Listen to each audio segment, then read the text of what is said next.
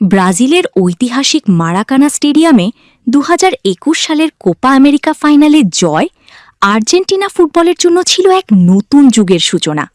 সেই জয়কেই দলের ভাগ্য বদলের মোড় ঘোরানো মুহূর্ত হিসেবে দেখছেন অভিজ্ঞ ডিফেন্ডার নিকোলাস ওতামেন্দি। সেবার ফাইনালে আনহেল দি মারিয়ার একমাত্র গোলে স্বাগতিক ব্রাজিলকে হারিয়ে দীর্ঘ শিরোপা খরা কাটায় আর্জেন্টিনা। সেই জয়ের পর থেকেই দলটির আত্মবিশ্বাস ও ধারাবাহিকতা নতুন উচ্চতায় পৌঁছায় বলে মনে করেন ওতামেন্দি। এরপর ২০২২ সালে ফিনালিসিমা এবং ফিফা বিশ্বকাপ জিতে বিশ্ব ফুটবলে নিজেদের শক্ত অবস্থান গড়ে তোলে আর্জেন্টিনা। আর ২০২৪ সালে কোপা আমেরিকা জিতে তারা আরও একবার প্রমাণ করে নিজেদের আধিপত্য। বিশ্বকাপে নিজেদের প্রথম ম্যাচে আলজেরিয়ার মুখোমুখি হওয়ার আগে ওতামেন্দি বলেন, মারাকানায় ব্রাজিলকে হারানোই ছিল আমাদের টার্নিং পয়েন্ট। ওই জয় আমাদের জীবন বদলে দিয়েছে।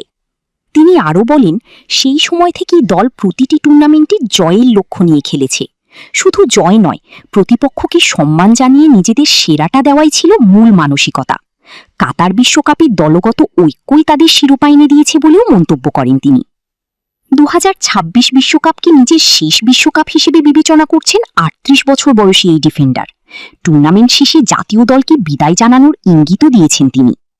নিজের ভবিষ্যৎ নিয়ে আবেগ প্রকাশ করে ওতামেন্দি বলেন, তিনি হারতে পছন্দ করেন না এবং প্রতিটি ম্যাচকেই উপভোগ করেন। তবে বিদায়ের সময় ঘনিয়ে আসছে কথা ভেবেই তিনি আবেগাপ্লুত হয়ে পড়েন। তার আশা, বিদায়ের আগে আরেকবার বিশ্বকাপ জয়ের স্বাদ নিতে পারবেন। বিশ্বকাপে শিরোপা ধরে রাখার লক্ষ্য নিয়ে আর্জেন্টিনা বুধবার আলজেরিয়ার বিপক্ষে মাঠে নামবে। অভিজ্ঞ ওতামেন্দির প্রত্যাশা, শেষ বিশ্বকাপেও তিনি দলের সাফল্যে গুরুত্বপূর্ণ ভূমিকা রাখতে পারবেন।